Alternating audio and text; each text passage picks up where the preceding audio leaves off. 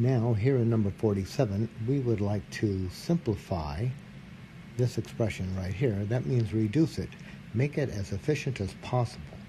So what we're going to do is we're going to see if there's any inefficiencies. And the way we're going to do that is we're going to factor the numerator and denominator. Now, the numerator, this is a difference of two squares.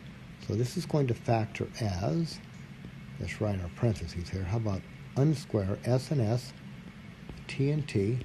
One's positive, one's negative. And the denominator, well, that's already factored, s plus t.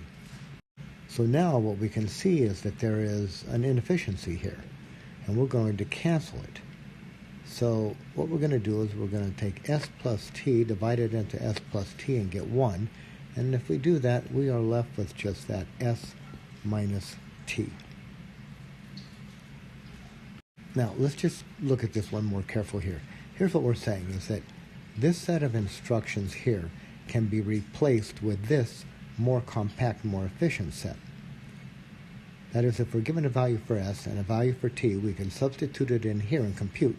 But we can substitute it in here and compute and get the same result. So what's happening here is this. We start, let's try this. We start with this s minus t. And then what we do is we multiply it by s plus t. And then at the same time we divide it by s plus t. Now that's just inefficient. Why would you take a number, multiply it by a number, and then divide it by the same number? Just get you back where you started. But sometimes when you're looking at the expression, you can't see that. You can't see that inefficiency. So you factor it, the inefficiency shows up, and then you cancel it. Let's look at this expression here and see if we can find an inefficiency. And then if we do, we'll cancel it. So we're going to reduce this, if we can, to its lowest terms. So let's factor. So we see in the top, in the numerator here, there's a 4 common. So let's factor that 4 out. So we'll get 4. If we factor it out, what's left is a t minus 2. And in the denominator,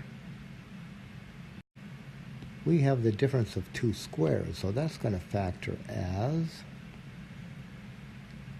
t and t, 2 and 2, one will be plus, one will be minus, t plus 2, t minus, and now we can see the inefficiency. What we've done is we're taking this expression right here, multiply it by t minus 2, and then divide it by t minus 2. Inefficient. So we are going to cancel that inefficiency, and we're going to say that the original expression, this one here, can be replaced by this more efficient expression right here. Now, let's be clear that if we look back here, the domain here, look back to the factored form. What numbers can you not use? You cannot use negative 2 and positive 2. So we're going to replace this expression with this expression as long as we do not use 2 or negative 2. So let's say t not equal to 2 and negative 2. I think it's important that we write that, because if you just look at this expression just as itself, you can see just down here that you can't use negative 2. So the negative 2, that one's clear. But what about this positive 2? It looks like positive 2 is okay. You know, 4 divided by 2 plus 2, 4 over 4 is 1. But if we put that 2 back in here, we'll get 8 minus 8 over 4 minus 4. We'll get 0 over 0. This whole thing just is undefined. It's indeterminate. That 2 does not show up because we canceled it. So the 2 is not available for use up here, and this new expression was derived from this one.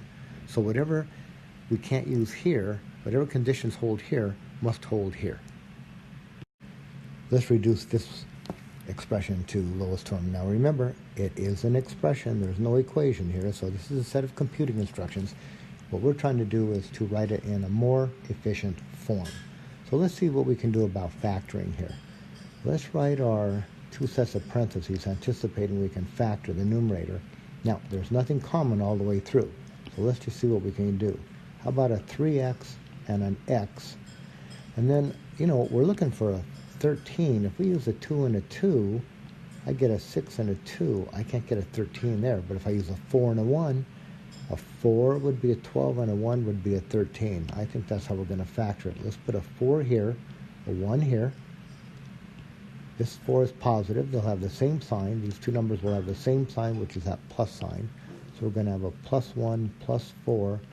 The whole thing is divided by x plus 4, and now we certainly see our inefficiency. Let's cancel it. That x plus 4 and that x plus 4 will cancel, leaving us with this new expression, 3x plus 1. So we're going to replace this set of computing instructions with this much more compact, more efficient set. And we can do this as long as x is not equal to negative 4, right? Because negative 4, follow it one step back up, negative 4 makes the original expression undefined. Now, look at this expression here. It looks like a lot of work if we were just trying to substitute some numbers in here and compute. So let's see if we can reduce this to something that's more compact, more efficient. Let's factor, if we can, the numerator and the denominator. So how about the numerator? We'll get y and y. I think we're going to get a 3 and a 1. Let's make them both negative. And in the denominator, we'll get a y and a y. Now, factors of 18, that'll give us a 3. I think we're going to use 6 and 3. So how about 6 and 3? 18 is negative, so these two numbers are going to have opposite signs. I'll put that middle plus sign with the bigger product. The way I wrote mine, the outer product is 3y. The inner product is bigger, 6y. I want to put the plus sign with that 6, minus over here, and now I can see an inefficiency. And you see it too, right? It's this y minus 3, y minus 3. So let's cancel that. So we're going to cancel that y minus 3 and that y minus 3. And we're going to be left with y minus 1 over y plus 6. And we can use this expression as long as, just take it back a step. What can you not use for y? We can't use the negative 6. Now I can see the negative 6 from here. But we also cannot use the 3. I can't use the 3 because the original expression is undefined at 3. And this new one, derived, is developed from that one. So whatever conditions hold on the original have to hold on this one. So we're going to say we can use this as long as y is not equal to negative 6 or positive 3.